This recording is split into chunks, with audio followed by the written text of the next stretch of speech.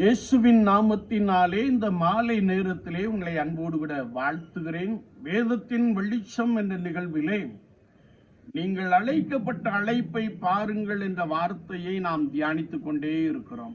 இன்றைக்கும் 1 சாமுவேலின் புஸ்தகம் 14ஆம் அதிகாரம் 6ஆம் வசனத்தை நாம் வாசிக்கின்ற போது, அநேகம் பேரை கொண்டாகிலும் கொஞ்சம் பேரை கொண்டாகிலும் ரட்சிக்க கர்த்தருக்கு தடையில்லை என்ற ஒரு வார்த்தையை நாம் வாசிக்க முடியும்.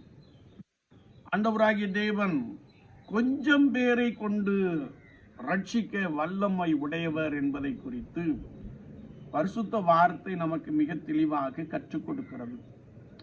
யோனத்தான் மற்றும் அவனுடைய ஆயுததாரியை கொண்டு பெலிஸ்தியர்களை ஆண்டவர் மடங்கடித்ததை நாம் இந்த பகுதியிலே தெளிவாய் வாசிக்க முடியும். 2 நபர்களை கொண்டு பெலிஸ்தியரை மடங்கடித்ததை இந்த பகுதி மிக தெளிவாக கற்றுக் கொடுக்கிறது. தாவீதை கொண்டு ஆண்டவர் கோலியாத்தை வீழ்த்தி இஸ்ரவேலின் சேனைக்கு ஒரு பெரிய ரட்சிப்பை உண்டு பண்ணினார். இஸ்ரவேலின் சேனை தகுந்த பயிற்சி எடுத்திருந்தவர்கள், இராணுவ வீரர்கள். ஆனால் அவர்கள் கோலியாத்தை கண்டு நடுங்கி புறமுதுகிட்ட போது தாவீது ஒருவனாக சென்று, நீ நிந்திக்கிற கர்த்தருடைய நாமத்தினாலே உன்னிடத்தில் வருகிறேன் என்று சொல்லி ஒரு கவன்களாலே கோலியாத்தின் நெற்றில் பட வீழ்த்தி அவனுடைய வாளை எடுத்து அவன் தலையை வெட்டினான். இஸ்ரவேல் சேனைக்கு ஒரு பெரிய ரட்சிப்பை உண்டு பண்ணினான் என்பதை நாம் பரிசுத்த வேதாகமத்திலே மிக தெளிவாக அறிந்து கொள்ளுகிறோம். தாவீது அரசன் பெத்லெகேமின் கிணற்றின் தண்ணீரை, பெலிஸ்தியரின் தானியத்தில் இருந்த பெத்லெகேமில் உள்ள கிணற்றின் தண்ணீர் மீது ஆசை கொண்டு, என் தாகத்திற்கு கொஞ்சம் தண்ணீர் கொண்டு வருகிறவன் யார் என்று கேட்டார். 3 வீரர்கள் துரிதமாய் செயல்பட்டார்கள். அவர்கள் பெலிஸ்தியரின் தானியத்திற்குள் புகுந்து ஒருவேளை எதிரே காணப்பட்ட பெலிஸ்தியர்களை முறியடித்து அந்த பெத்லெகேமின் கிணறுக்கு சென்று அங்கே ராஜா விரும்பின தண்ணீரை அவர்கள் கொண்டு வந்தார்கள். 3 பேரும் ஒற்றுமையாக செயல்பட்டபடியினாலே ராஜாவின் தாகத்தை தீர்ப்பதற்காக அவர்கள் தண்ணீர் கொண்டு வந்தார்கள் என்பதை நாம் பரிசுத்த வேதாகமத்திலே மிக தெளிவாக அறிந்து கொள்ள முடியும். ஊரும் ஆரோனும் மோசேயின் கைகள் தாழ விழாதபடிக்கு தூக்கி பிடித்த பொழுது இஸ்ரவேலர்கள் வெற்றி பெற்றார்கள் என்பதை குறித்து பரிசுத்த வேதாகமத்திலே நாம் தெளிவாய் அறிந்து கொள்ள முடியும்.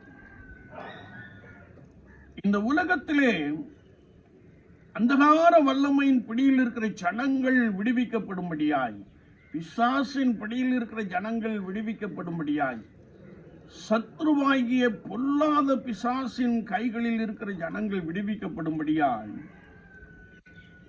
தனிநபராக 2 பேராக 3 பேராக கொஞ்சம் பேராக நாம் முழங்கால் யுத்தம் செய்யும் போது ஆண்டவர் ஒரு பெரிய ரட்சிப்பை உண்டு பண்ணுகிறார். அந்தகார வல்லமையிலே அகப்பட்டிருக்கிற ஜனங்களை கர்த்தர் விடுவித்து கொண்டு வருகிறார் என்பதை குறித்து நாம் மிக தெளிவாக அறிந்து கொள்ள முடியும். பெரிய கூட்டத்தை கொண்டு அல்ல, தனிநபராய் 2 பேராய் 3 பேராய் நாம் கர்த்தரை நோக்கி பார்க்கின்ற பொழுது, முழங்கால் யுத்தம் செய்கின்ற பொழுது கர்த்தர் தேசத்திலே உலகத்திலே பெரிய ரட்சிப்பை உண்டு பண்ணுகிறார் என்பதை குறித்து நாம் இந்த பகுதியிலே மிக தெளிவாக அறிந்து கொள்ள முடியும். லியோனார்ட் ராவன்ஹில் மணிக்கணக்காக ஜெபித்த ஒரு தேவ மனிதர் சபைகளிலே ஒரு பெரிய எழுப்புதலை உண்டு பண்ணினார். ஒரே ஒரு மனிதனை கொண்டு கர்த்தர் சபைகளிலே உயிர் மீட்சியை கொடுத்தார். எங்களை உயிர்ப்பியும் ஆண்டவரே என்று சொல்லி ஜெபித்த பொழுது அங்கே ஒரு பெரிய எழுப்புதல் உண்டாயிற்று. ஜான் நாக்ஸ் என்ற மத போதகர் மணிக்கணக்காக கர்த்தருடைய சமூகத்திலே காத்து கிடந்த பொழுது ஆண்டவர் திருச்சபைகளிலே ஒரு எழுப்புதலை உண்டு பண்ணினார். திருச்சபைகளிலே ஒரு பெரிய ரட்சிப்பை உண்டு பண்ணினார். டேவிட் யாங்கிச்சோ என்ற மனிதர் ஒவ்வொரு நாளும் மணிக்கணக்காய் கர்த்தருடைய சமூகத்திலே காத்திருந்து ஜெபித்த பொழுது லட்சக்கணக்கான ஆத்துமாக்களை பிசாசின் பிடியிலிருந்து ஆண்டவர் ரட்சித்தார். உலகத்திலே மிகப்பெரிய சபையை இந்த டேவிட் யாங்கிச்சோ என்பவர் நிறுவி இருக்கிறார் என்பதை நாம் நன்றாய் அறிந்து கொள்ள முடியும். இவருக்கு கீழாக அநேக போதகர்கள் இருக்கிறார்கள். எல்லாரும் ஒருவேளை பிசாசின் பிடியில் இருக்கிற ஜனங்களை, அந்தகார வல்லமையில் பிடியில் இருக்கிற ஜனங்களை மீட்கும் பொருளாக மணிக்கணக்காக விளக்கரையும் செலுத்தி, செபம் என்னும் விளக்கரையும் செலுத்தி, காத்திருத்தல் என்னும் விளக்கரையும் செலுத்தி ஒருவேளை உலகத்திலே மிகப்பெரிய சபைகளை ஸ்தாபித்த ஒரு மனிதன், அல்லது மிக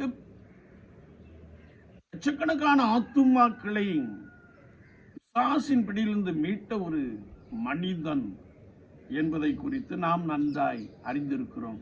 இவர்கள் டேவிட் யாங்கிச்சோ நம்முடைய சமகாலத்தை சேர்ந்தவர் என்பதை நாம் மறந்து போக வேண்டாம்.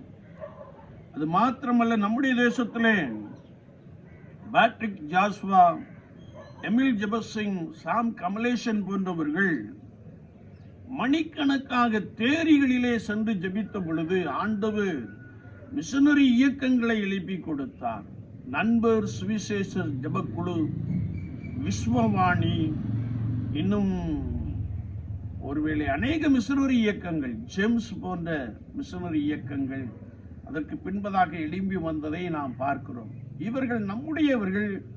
நம்முடைய சமகாலத்திலே நம்முடைய தேசத்தின் ரட்சிப்பிற்காக தங்களுடைய பணியையும் அவர்கள் விட்டுவிட்டு தங்களுடைய வேலையை துறந்து கர்த்தருடைய சமூகத்திலே ஒரு நாளைக்கு 5 மணி நேரம் அவர்கள் விழுந்து கிடந்தபடியினாலே இன்றைக்கு ஆண்டவர் நம்முடைய தேசத்திலே ஒரு பெரிய ரட்சிப்பை உண்டு பண்ணி அந்தகார வல்லமையில் கிடந்த ஆத்துமாக்களை ரட்சித்து அநேக ஆலயங்களை வட இந்தியா பகுதியிலே எழுப்பி கொடுத்திருக்கிறார். அநேக கல்வி சாலைகளை எழுப்பி கொடுத்திருக்கிறார்.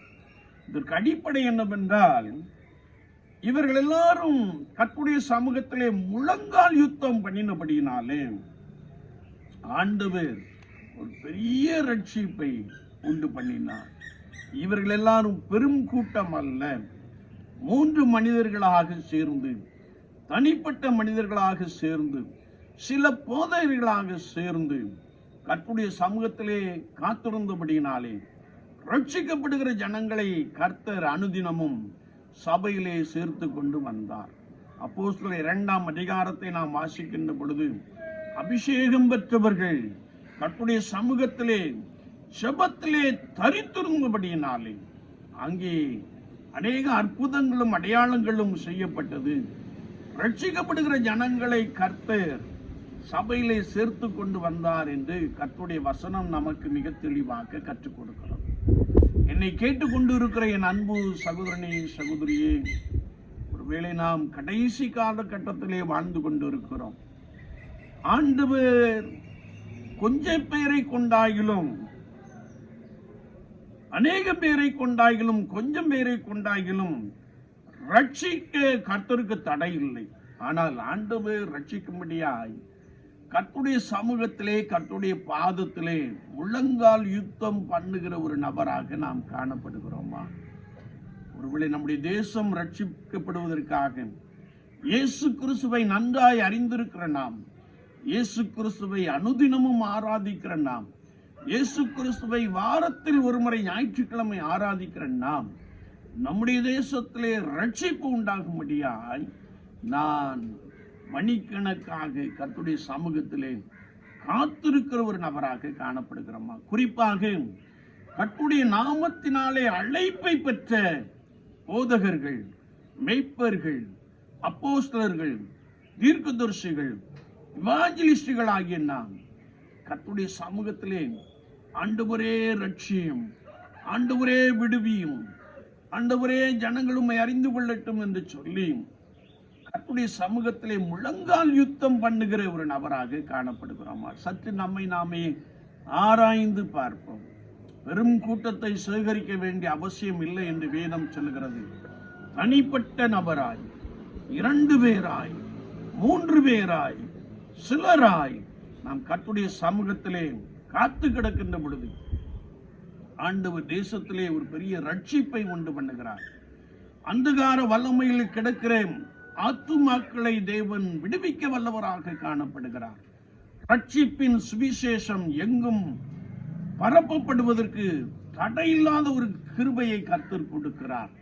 ஒருவேளை தடுக்கிறவர்களையும் அவர் ரட்சிக்க போதுமானவராக இருக்கிறார். சவுல் கர்த்தருடைய சிஷ்யருக்கு விரோதமாக வேகமாக ஓடினான். ஆண்டவர் அவனை ரட்சித்தார். எனவே தடை பண்ணுகிறவர்களையும் அவர் ரட்சிக்க வல்லமையுடையவராக இருக்கிறார். நாம் என்ன செய்து கொண்டிருக்கிறோம்? கர்த்தருடைய சமூகத்திலே காத்து கிடந்து ஜெபிக்கிற, முழங்கால் யுத்தம் பண்ணுகிற ஒரு நபராக காணப்படுகிறோமா? ரட்சியும் ஆண்டவரே என்று சொல்லி கர்த்தருடைய சமூகத்திலே விழுந்து கிடக்கிற ஒரு நபராக காணப்படுகிறோமா? சற்று நம்மை நாமே ஆராய்ந்து பார்ப்போம். நாம் ஜெபிக்கின்ற பொழுது கர்த்தர் விடுதலையையும் ரட்சிப்பையும் திரளாய் உண்டு பண்ணுகிறார். கர்த்தருடைய நாமம் பூமி எங்கும் மகிமைப்படும். அப்படிப்பட்ட கிருபையை ஆண்டவர் நிறைவாய் கொடுப்பாராக. ஆமேன், ஆமேன்.